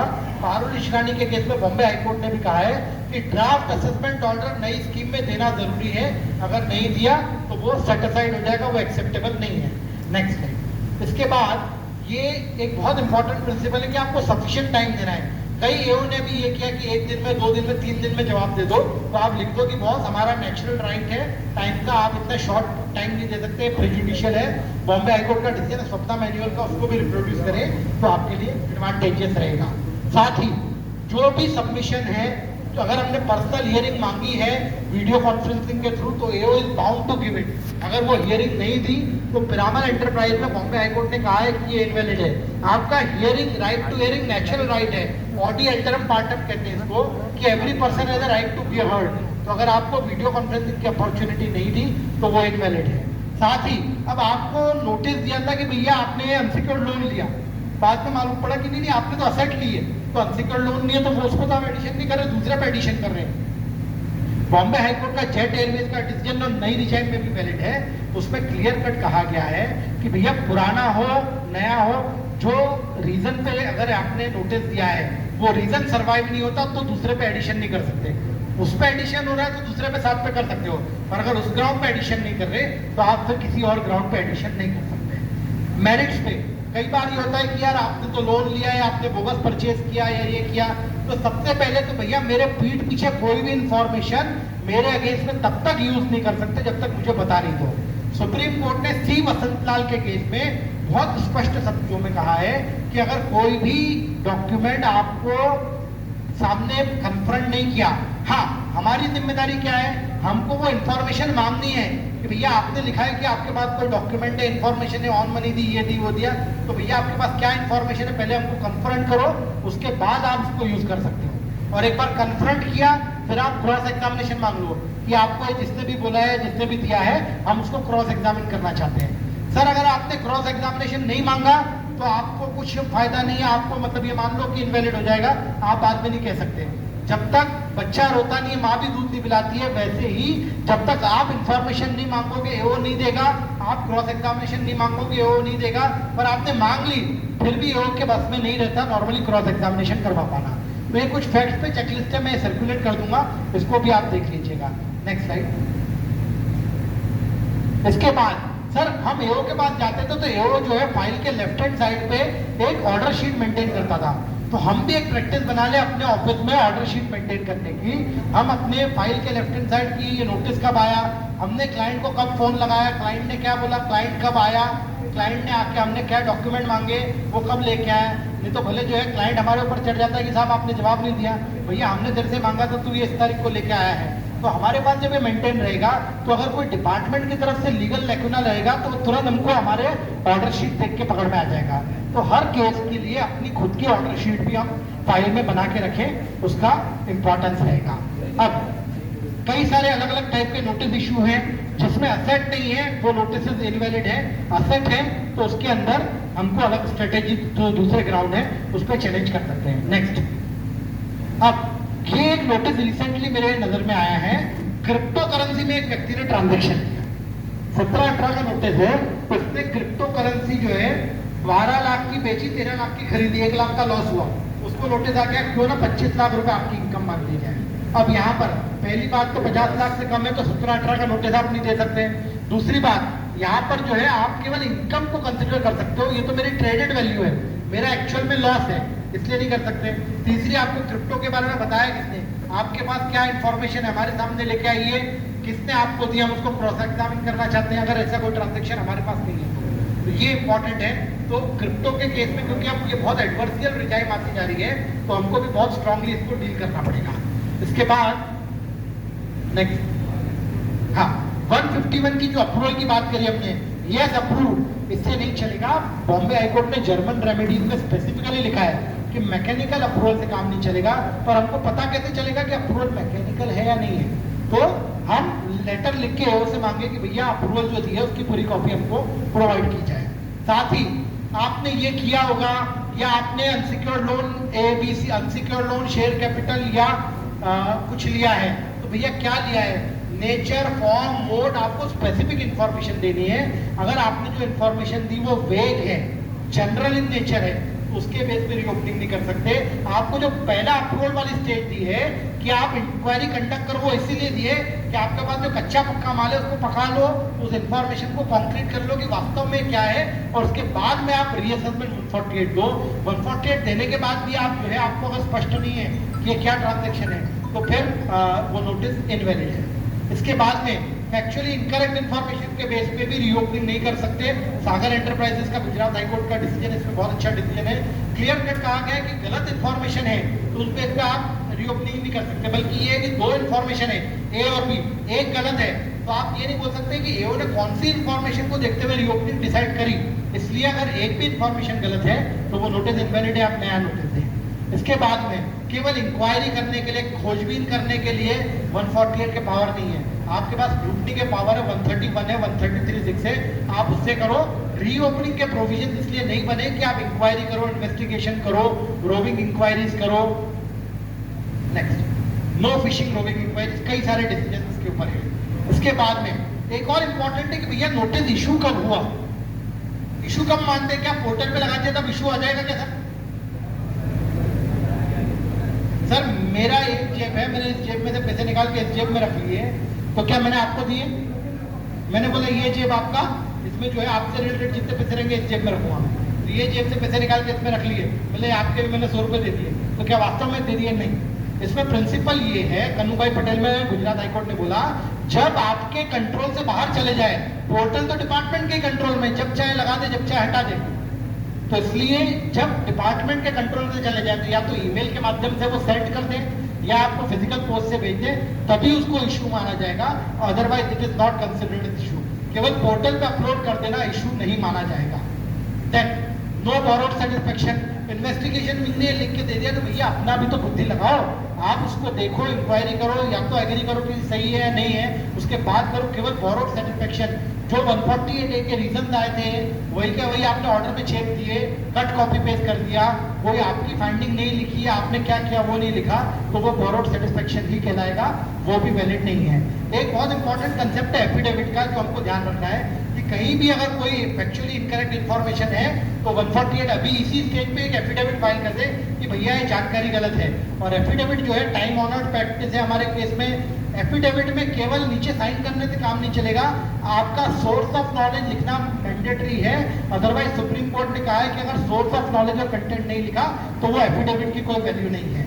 इसके बाद एक और इम्पॉर्टेंट चीज है, आपने एफिडेविट तो लिखवा दिया पूरा, नेक्स्ट, पर उसके अंदर जो है आपने पूरा लिख दिया और आखिरी में जो उस व्यक्ति ने अंगूठा लगा दिया, तो वो एफिडेविट वैलिड है या नहीं? तो उसमें एक अब्दुल रशीद का केस है कलकत्ता हाईकोर्ट का, उसमें पूरा एफिडेविट इंग्लिश में था और आखिरी में उसने हिंदी में कुछ लिख रखा था नाम अपना, तो बोला कि यार इसको इंग्लिश आती ही नहीं, तो आपने ये तो नहीं लिखा कि इसको हिंदी में सुनाया है। तो अगर ऐसा कोई केस हो तो उसमें आप लिखवा दें कि भैया इसको इसकी क्षेत्रीय भाषा में इस जो समझता है उसमें हमने इसका अनुवाद करके बता दिया है, तो ही वो चलेगा, अदरवाइज हिंदी में एफिडेविट बना लो वो चलेगा। पर अगर ऐसा कोई कहते कि उसको इंग्लिश समझती नहीं किसी व्यक्ति को, तो उसका एफिडेविट इंग्लिश में लिखना एडवाइजेबल नहीं है। एफिडेविट इनकम टैक्स में वेरी वेल रिकग्नाइज्ड है, चाहे रिट्रैक्शन करना हो, स्टे पिटीशन हो, सब में एफिडेविट, कंडोनेशन में एफिडेविट लगता ही है, तो इनकम टैक्स में रिकग्नाइज है। इंटरेस्टेड एफिडेविट बेस्ट एविडेंस है, अगर कोई थर्ड पार्टी एविडेंस है वो प्रायोरिटी है, पर अगर वो नहीं है तो फिर आपको एफिडेविट देना है। इसके बाद ऐसा नहीं हो सकता कि चिट भी मेरी पट भी मेरी दैया मेरे बाप का, मतलब एफिडेविट में ये लिखा है मैं ये यूज करूंगा, ये नहीं यूज करूंगा, ये मेरे फेवर में नहीं है। Affidavit has to be read in full. Gujarat high court ने ग्लास लाइन इक्विपमेंट में कहा है कि अगर कोई एफिडेविट है तो आपको पूरा पढ़ना है, एज अ होल पढ़ना है। एफिडेविट में से एक चीज दे दी एक नहीं, ऐसा नहीं चलेगा, that will not be sustainable. इसके बाद इंपॉर्टेंट है, अगर मैंने कोई एफिडेविट दे दिया तो असेसिंग ऑफिसर को जब तक मुझे क्रॉस एग्जामिन नहीं कर लेता तब तक वो एफिडेविट को रिजेक्ट नहीं कर सकता। उसको को लगता है कि यार आपने इनका एफिडेविट फाइल किया पर मैं नहीं मानता, तो भैया आपको नहीं मानना है तो आप उसको क्रॉस एग्जामिनेशन करो। सुप्रीम कोर्ट ने मेहता पारेकर कंपनी में 30 ITR में कहा है कि अगर आप उसको क्रॉस एग्जामिनेशन करना चूज नहीं कर रहे, मतलब आपने एफिडेविट को मान लिया है, फिर आप जो है उसको रिजेक्ट नहीं कर सकते। तो ये भी इंपॉर्टेंट है। तो जहां लगे, जहां पूरी तरह कॉन्फिडेंट हो तो वहां पर एफिडेविट फाइल करवा दे, तो हमारा केस आगे के लिए बहुत स्ट्रांग हो जाता है। इसके बाद क्रॉस एग्जामिनेशन, कोई भी थर्ड पार्टी एविडेंस या डॉक्यूमेंट है, नेक्स्ट कोई भी थर्ड पार्टी एविडेंस या डॉक्यूमेंट है तो उसको क्रॉस एग्जामिनेशन करना, उसकी अपॉर्चुनिटी मांगना, वो हमारे लिए जरूरी है। देन सस्पिशियस ट्रांजैक्शन, कई बार होता है कि बोले आपने तो प्रॉफिट की एंट्री ली है, कई एसएससी को आता है कि यार आपने तो इनकम की एंट्री ले ली, तो इसलिए हम रीओपनिंग का नोटिस दे रहे हैं। तो भैया लैंग्वेज बोलती है when an income has escaped assessment, या तो आपने आगे से इनकम ऑफर करी, बोगस इनकम भी, इनकम तो ऑफर करी है हमने, तो where income has escaped assessment, तो अगर ऐसा भी केस है तो आप रीओपनिंग नहीं कर सकते उस बेस पे, क्योंकि इनकम का एस्केपमेंट नहीं है। इसके बाद में कई बार ये होता है कि केवल डीबीओ की रिपोर्ट है, तो डीबीओ की रिपोर्ट इज नॉट इटसेल्फ, आप उसके अंदर बताएं हमारे पास कोई एक्स्ट्रा डॉक्यूमेंट मिला है, केवल वो तो एक एस्टिमेशन है। आज मेरे हिसाब से किसी चीज की कीमत अलग होगी, किसी और के हिसाब से अलग होगी, तो केवल डीबीओ की report is not a basis. आपको ये बताना है कि बुक्स ऑफ अकाउंट्स के अंदर क्या दिक्कत है, एसएससी के पास इसकी कॉस्टिंग क्यों ज्यादा आई। एक और डिसीजन है कि डीबीओ को रेफर भी नहीं कर सकते, बी एन मम्मी हॉस्पिटल का डिसीजन है दिल्ली हाई कोर्ट का, उसमें लिखा है कि जब तक आपको कोई इंक्रिमिनेटिंग मटेरियल नहीं हो तब तक आप जो है डीबीओ को रिपोर्ट और रेफर करने का कोई मतलब नहीं है। आपके पास कुछ होना चाहिए जिससे प्रूव हो कि नहीं इसने जो है बाहर से 2 नंबर का पैसा लगाया है, ये इंपॉर्टेंट है। तो कुल मिला के आज का हम सारांश करें तो कोई भी नोटिस आया पहले तारीख नोट करो, केस देखो, अपने गिरबान में झांक के देखो कि आपके फैक्ट कैसे हैं, रीजन तो कम से कम 3 से 5 बार पढ़ो जो इन्फॉर्मेशन आई है, क्योंकि उसी को ऑब्जेक्ट करना है। अपने पुराने रिकॉर्ड चेक कर लो, टेक्निकल फैक्चुअल सारे ऑब्जेक्शन ले लो, फिर ऑब्जेक्शन फाइल करो। ज्यूरिसडिक्शन ग्राउंड तो हमको लेना ही है कि ये नोटिस इनवैलिड है, क्यों इनवैलिड है वो हम बाद में बताते रहेंगे। तो ये एक एट अ ग्लांस है। सर्वे के केस में जैसा हमारा चर्चा हुई कि इसके अंदर इट इज डीम्ड इन्फॉर्मेशन, आपको 148 का नोटिस दिया जाएगा, इसमें फ्लैट इन्फॉर्मेशन की जरूरत नहीं है, और 4 साल के असेसमेंट इस केस में होंगे। साथ ही सर्च का अगर केस है तो उसमें तो इट इज कंसिडर्ड एज 148 देने की जरूरत नहीं, उसको इन्फॉर्मेशन ही मान लिया जाता है। ये उसके अंदर बेसिक है कि आप ऑब्टेन अप्रूवल को ऑब्टेन करके 148 का सीधे नोटिस दे देंगे। तो कुल मिला के ये आज 148 को कैसे करना, उसके अंदर क्या ऑब्जेक्शन लेना, उसके ऊपर मैंने एक ब्रीफ में आपके साथ में चर्चा करने की चेष्टा करी। आप सब लोगों ने इतने पेशेंटली और इतनी बड़ी प्रेजेंस में आके सुना, उसके लिए आप सबको बहुत बहुत धन्यवाद।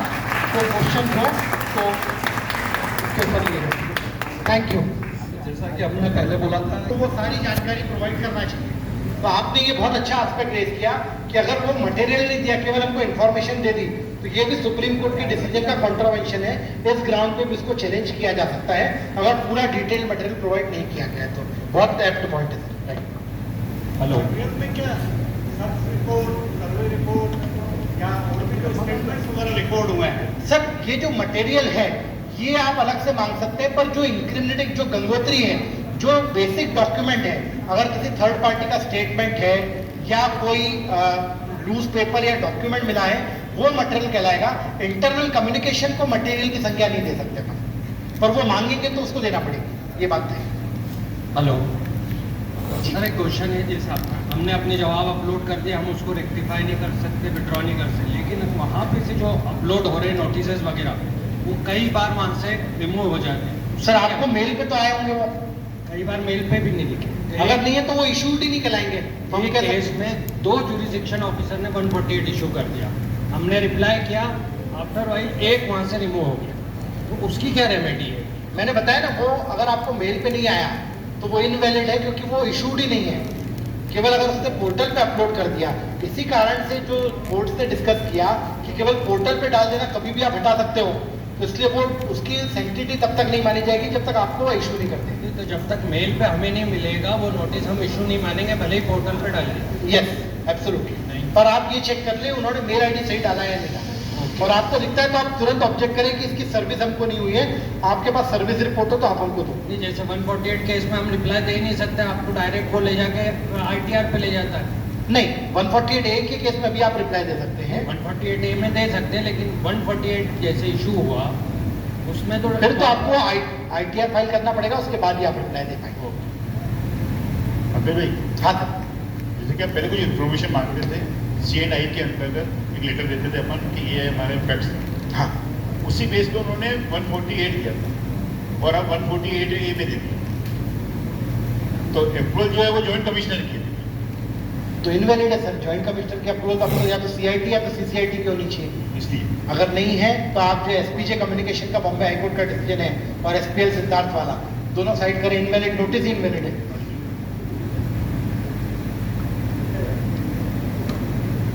जी एसएफटी के आधार पर नोटिस आया है, एसएफटी 003 148A का नोटिस है क्या? 148 का नोटिस है। तो आप चैलेंज करेंगे? आशीष वो उसी आधार का उसमें रेफरेंस दिया हुआ है और 1 करोड़ समथिंग का डिपॉजिट है और 1 करोड़ समथिंग का विड्रॉल है। एसएफटी 003 आर और पी उसके रेफरेंस के साथ में नोटिस आया है। तो आप वहां पर लिख के दें कि this is not information flag, only notice based on information flag is considered as information as defined under the explanation to 148A। Since it is not information therefore the notice is invalid. आप तो ये notice flag नहीं है, मतलब मतलब ये flag नहीं मानी जाएगी, इसको हाँ। एसएफटी के माध्यम से आया है। फ्लैग आपको सीबीडीटी की रिस्क मैनेजमेंट स्ट्रेटेजी दीजिए। एक और केस में नोटिस है सर कि असिस्मेंट दूसरे, आवाज आ रही है आपको? असिस्मेंट दूसरे वो रीजन हमको दे रहा है, उसमें लिखा है इंफॉर्मेशन रिसीव्ड फ्रॉम एसएफटी या इंफॉर्मेशन सो एंड सो, मतलब it is not flag. Flag तो नए वालों में हो रही है, उस समय के कोई भी फ्लैग नहीं थे। सर एक और भी नोटिस था,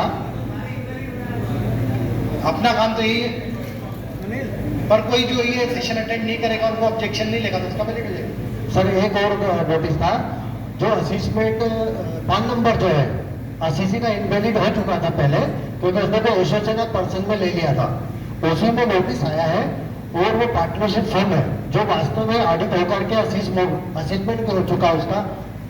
अब इस केस में जो 5 नंबर जिस पर नोटिस आया है एक्चुअली वैलिड नंबर ही नहीं है वो। पहली बात तो ये फैक्चुअली इनकरेक्ट उन्होंने नोटिस दिया है, तो आप एफिडेविट फाइल करें, उनको बताएं कि ये सारी इन्फॉर्मेशन एसएससी की है, इसके केस में कंसिडर्ड है, नोटिस आपने गलत पर्सन को दिया है, इसलिए this should be cancelled. Affidavit दे दें साथ में, ये फैक्ट के साथ में, तो कैंसिल हो सकता है। पंकज भाई, एमआई 1516 के लिए कोई नोटिस आया है। हाँ, वो तो 31 मार्च 2022 के बाद में होना नहीं चाहिए। नहीं आना चाहिए, तो नोटिस कहाँ है आपको? आपको इंफॉर्मेशन आई है, उन्होंने 148 के नोटिस को जो 1 अप्रैल से 30 जून के बीच इशू किया होगा, उसको मान लिया 148A का, और उसके परस्यूएंट में रीजंस दिए केवल अभी। पहले नोटिस कुछ भी नहीं आया था, फर्स्ट टाइम आया। किस तारीख को आया नोटिस? 148 में हुआ था, अभी अप्रैल 22 में आया पहली बार। असेसमेंट ईयर 15-16 के लिए 31 मार्च 2022 के बाद नोटिस इशू नहीं किया जा सकता। अगर किया है तो प्राइमा फेसी इनवैलिड, इसमें तो आप हाई कोर्ट भी जा सकते हैं। सिमिलरली कोई 148 का नोटिस पहले किसी एसएससी को आया था, इन बिटवीन उसकी डेथ हो गई और अब उसको 148 नया आया, उस केस में क्या रिस्पॉन्स होना चाहिए? सर लीगल हेयर, क्योंकि जब नोटिस आया था तो वो जिंदा था, तो अब वो लीगल हेयर के केस में नोटिस कंटिन्यू हो जाएगी, वो इनवैलिड नहीं होगी।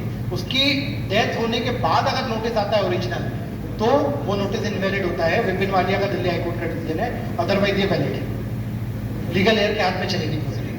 बट लीगल बाकी सारे नोटिस 143(2) के 141 नहीं, तो वो आपको बताना पड़ेगा कि डिसीजन, क्योंकि जब ओरिजिनल नोटिस आया था वो तो तब तो जिंदा था ना वो, तो फिर बाद के नोटिस में आप बताओ तो वो सब्स्टिट्यूट होगा। लॉ में ही लिख रखा है कि ऑटोमेटिक लीगल हेयर के नाम से सब्स्टिट्यूट हो जाएगा। इन बिटवीन अभी तो उसको लीगल हेयर ऐड करने के लिए एफिडेविट वगैरह देके प्रयास करा, डिपार्टमेंट ने उसको एक्सेप्ट नहीं करा। देखिए नोटिस जो है, तो मौजूद इसके पास में ज्यूरिसडिक्शनल नोटिस 148 का या 148A का है, जो अगर डिसीज के नाम से होता तो इनवैलिड है। अगर 142(1) का नोटिस गलत नाम से दे दिया तो वो ठीक है, नया नोटिस दे देगा, उससे कहीं प्रेजुडाइज नहीं होगा। आप उसको बता दें तो होना चाहिए बस। पंकज भाई, एक असेसमेंट ईयर 15-16 के लिए रूरल एग्रीकल्चर लैंड परचेज की 40 लाख, हाँ जी, रजिस्ट्री वैल्यू 40 लाख है, रजिस्ट्री के पीछे 50 लाख 18,000 मार्केट वैल्यू मेंशन है। हाँ जी, तो ये वैलिड रहेगा कि 50 लाख वो काउंट हो गया 40 लाख? असेसमेंट ईयर 15-16 15-16 है, तो असेसमेंट इज 15-16 बियॉन्ड 3 इयर्स है, और आपका is represented in the form of asset. पर आप ये कह सकते हैं कि जो represent in the form of asset है वो 40 लाख है, बाकी जो है वो नोशनल डिफरेंस अंडर सेक्शन 56 है, तो it is not represented in form of asset, that is a notional difference by virtue of law.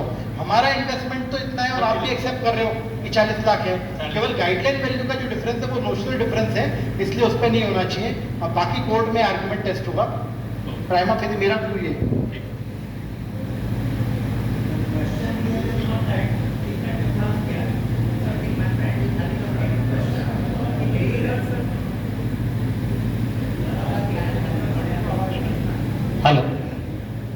My friend is having a same question कि जहाँ पर उसकी कहीं 8-10 साल पहले कोई एक डील हुई थी जहाँ उसने कैश दे दिया, 2 लाख रुपए का कैश दिया, अभी रजिस्ट्री हुई 19 लाख रुपए। सेम ईयर के अंदर एक और डील है जिसके अंदर करीब 8 लाख रुपए दिए थे और उसकी रजिस्ट्री हो गई 40 लाख रुपए। हाँ जी, मेरी जो है ट्रांजेक्शन वैल्यू थी 2 लाख और 8 लाख, मैंने 10 लाख रुपए बताया, रियल हो गई। अब वो ये बोल रहा है कि आपकी चूंकि दोनों मिला के 50 लाख रुपए से ज्यादा हो रही है, तो लेकिन अगर if I count the difference between the transaction value and the asset value under the guideline, तो वो 50 लाख नहीं होता है, then what will be the position? देखिए एक बात ये तो लॉ ने भी एक्सेप्ट करी कि जो नोशनल डिफरेंस है ये डीम्ड इनकम मान के इस पे टैक्स लगा रहे हैं, जो एक्चुअल ट्रांजैक्शन वैल्यू उतनी आपकी अनडिस्प्यूटेड इनकम है। तो अगर वो 50 लाख से अंदर हो रही है आपकी, तो आप तो चैलेंज कर सकते हैं इसको कि only this much is represented in the form of not beyond 50 lakh. तो दैट मीन्स मेरी जो 10 लाख माइनस 50 लाख है, मेरी जो इनकम मानी जाना चाहिए undisclosed, that should be 40 lakh रुपए ओनली बाकी कोर्ट डिसाइड करेंगी। अब क्योंकि इवॉल्विंग लॉ है तो अपना आर्ग्यूमेंट तो ये रहेगा। कोऑपरेटिव बैंक में हेलो कोऑपरेटिव बैंक में रेड हुई, सर्च हुई, तो उसने अपने एसएससी में पैसे जमा किए। सर्च कब हुई सर? हैं? सर्च 1 अप्रैल 2021 के पहले या बाद? 2017 में हुई थी। ठीक है, उसके बाद फिर एसएससी का पकड़ में आया अकाउंट, उसमें 65 लाख रुपए डाले, 48 लाख डाले, 2-2 लाख डाले। अब वो 15-16 एसेसमेंट और 16-17 दोनों का तो उसमें क्या है? नहीं तो आपने डाले 15-16 में थे और 50 लाख से ज्यादा अगर डिपॉजिट है तो आपका रीओपनिंग हो सकता है। एकदम 50 से ऊपर है, मतलब असेसमेंट ईयर 15-16 में 50 से ऊपर है, हाँ, 16-17 में 50 से नीचे। तो फिर 16-17 का ड्रॉप हो जाएगा, 15-16 का हो जाएगा आपका रीओपनिंग। कई साल है। Yes. उसमें निकाल भी लिया है ना, मतलब 2 डाले। इसमें एक और इम्पोर्टेंट चीज है, एक रजत सी कपूर का ट्राइब्यूनल डिसीजन है, उसमें कहा है कि अगर आपको सर्च में किसी की इंफॉर्मेशन मिली तो वो अगर सर्च 1 अप्रैल 2021 के पहले की है तो आपको नोटिस उनको 153C में देना चाहिए था, ना कि ये 148 वाले मैकेनिज्म में। तो वो इम्पोर्टेंट है। तो आप वहां भी जुरिस्डिक्शन चेंज कर सकते हो कि 153C में आपको सेटिस्फेक्शन रिकॉर्ड करके नोटिस देना था, आपने 148 में गलत दिया। इसमें रजत सी कपूर का डिसीजन है, लगभग इलाहाबाद ट्राइब्यूनल का है। पैसे भी निकाल लिए ना, 2 डाले तो निकाल लिए। डाले हैं निकाले, आप अगर बिजनेस एस्टेब्लिश कर देते हैं और बता देते हैं कि पीक क्रेडिट कम है और एक्चुअल बिजनेस के ट्रांजैक्शन है, तो केवल इनकम को कंसिडर करेंगे और वो फिर फैक्ट्स में जाना पड़ेगा। ओरिजिनल 148 तो कर देंगे वो, क्योंकि डिपॉजिट हुआ 50 का।